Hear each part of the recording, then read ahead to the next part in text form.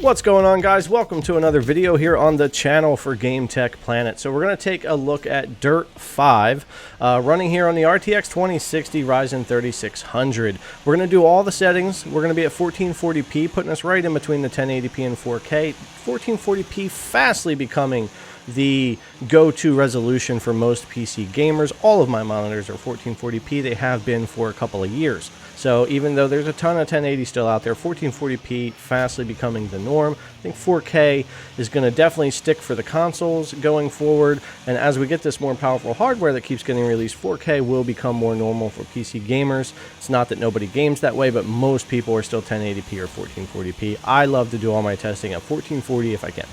So getting into that, let's talk about the optimization a little bit, because there's just, for some reason lately, been a lot of conversation around game optimization and people assuming that low frame rate equals poor game optimization. While this can be true, it is not the default. Just because you have low frame rate doesn't mean that you have low game optimization.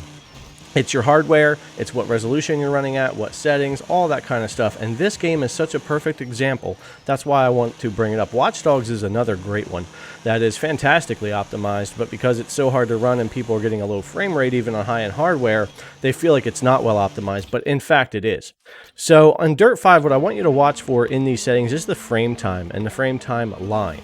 When you're looking for an issue with real optimization, such as the CPU, and it feeding all the information for your GPU, that's where your optimization issues can run in. If you watch the frame timeline in Dirt 5 through all of these settings, you'll see that it's not going to get any of those really big Vs or dips or ups, nothing with double frame. You're not going to get any of that jitter. In any game world, when you're playing a game, you should be able to pan across the world or in a racer be turning and never get a jitter, not one, none, while you're moving around. It should be a perfectly smooth experience, and in a well-optimized game that has no CPU bottleneck, that's the experience that you'll get. Marvel's Avengers was poorly optimized on the CPU side when it released. Flight Simulator 2020 poorly optimized on the CPU side when released. They've been getting better with patches, by far a lot better. But that's just what happens. Dirt 5 is a great example of a very well-optimized game that's very GPU bound. No CPU bound in this at all for the 3600, and it will show you a great frame time, great optimization, smooth gameplay no matter what frame rate, whether it's 20 or 120. If a game is well optimized with no CPU bottleneck, it'll still be a smooth experience. Of course, higher frame rate is a smoother, better gameplay experience, but you shouldn't still get those big jutters and stutters even at 20-30 FPS if things are running smoothly, and you'll see that here in Dirt 5. I hope I explained that the best that I can. I wanted to go through it quickly for you. I know it can get boring for some people, but I want to talk about that game optimization a little bit, because I'm hearing too much lately that low frame rate equals poor optimization. That's just not true. Can be the case, but that's just not true most of the time. So let's go over, take a look at Dirt 5 running on this RTX 2060 Ryzen 3600 build that will be getting upgraded soon enough to stay more relevant for you guys. But I definitely want to finish using this as much as I can and get some leverage out of it for these games coming up. So Dirt 5, all the settings, ultra low all the way up to ultra high, 1440p. Take a look at how this is running. Impressed by this game. I bought it just for testing. Now I find myself playing it.